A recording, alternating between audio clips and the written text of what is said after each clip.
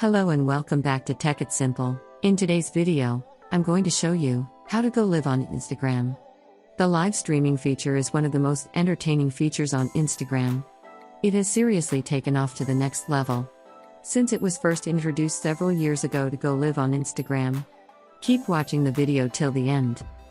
And don't forget to subscribe to our channel by hitting the subscribe button. Press the bell icon so that you'll never miss another update from us.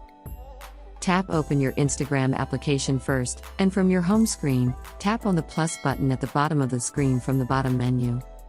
Slide all the way to the live option and tap on the details in order to add a title to your life, and tap on add details now. As soon as you do that, tap on the like button at the bottom of the screen, and you'll be able to go live on Instagram. That is how you can easily go live on Instagram. I hope you found the video useful. If you did, go ahead and give it a thumbs up. Feel free to comment down below in the comment box if you have a question or feedback. I'll be back soon with more tutorial episodes again.